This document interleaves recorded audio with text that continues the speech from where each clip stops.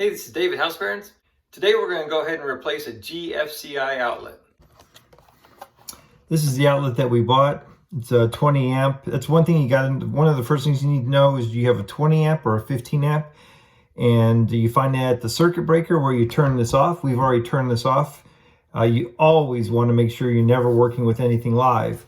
And so just to double check, I've got my tester here, and we can go ahead and put this in, and we're getting nothing. That's a good sign. We'll still test the wires once we unscrew this, but this outlet's been bad for a while, and so we're just going to replace it. GFCI outlets are a little different than your typical outlet, and it matters how you wire them.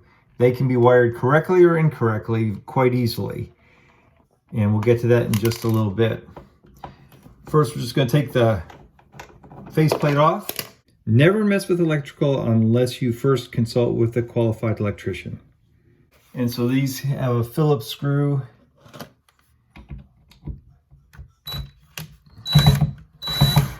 These wires are fed into the back through just the push connectors. I'm just going to cut those off. Put those off to the side. So that's my load right there. And then these on the bottom are my line. So you have load and line. And so we'll put those down there, keep them separate. And then the ground just has that screw right there.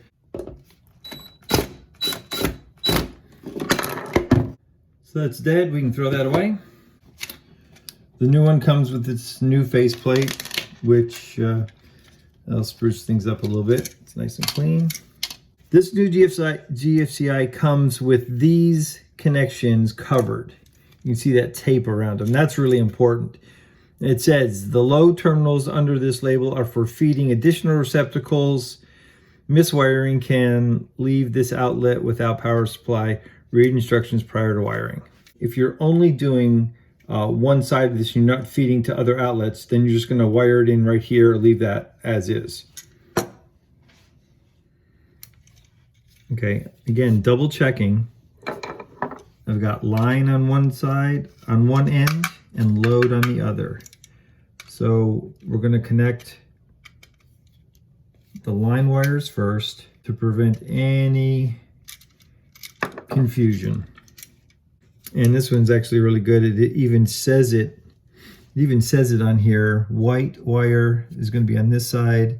Hot wire, or black, is going to be on this side.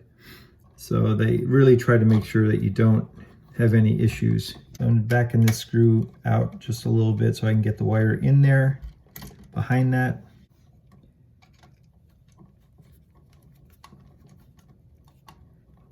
Snug that down. So that's white, and then hot.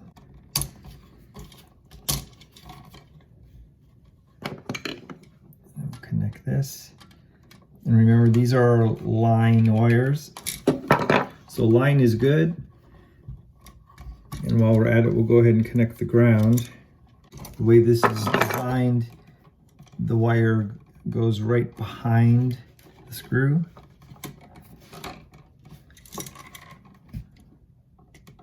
And that brass plate.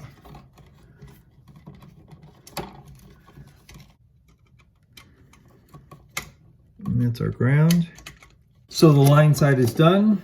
And we'll go ahead and trim up these wires, expose a little bit of the copper.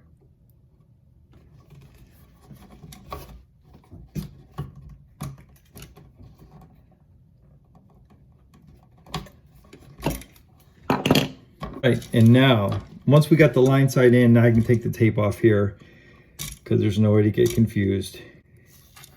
And the load side, again, is going to carry the power to the other outlets that are on the same circuit, which we know because the other bathroom also has an issue, and it's because they're connected like this. So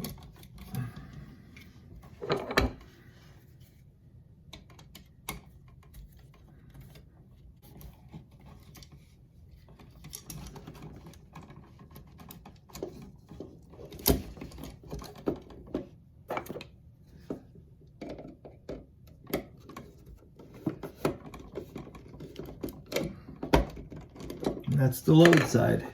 20 amp wires are pretty stiff, so we're gonna have to work to get them back in the box. That's normal. Now we don't want the ground. We want the ground behind the box, not to the side of the box, touching those screws.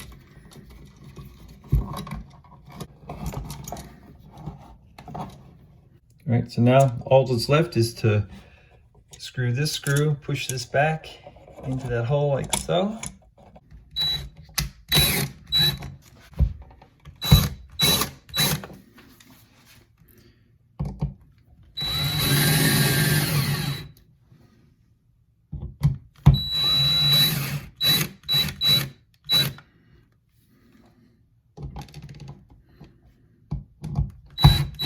All right, so that's all in.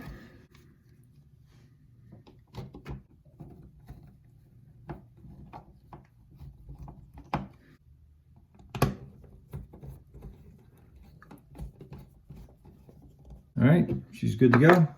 Now we'll go ahead and turn on the power and we'll test it. Here's our breaker. Turn that to on. Now we'll go see. All right, so we turn the power on. Okay, and we'll reset it. Now we got power. That's good, that's a good sign. Let's check the other bathroom. Here's the other one. Yep. Good to go. We got power on both sides. Hope this video helps. Don't forget to subscribe, like, and we'll see you in the next video. Thanks for watching.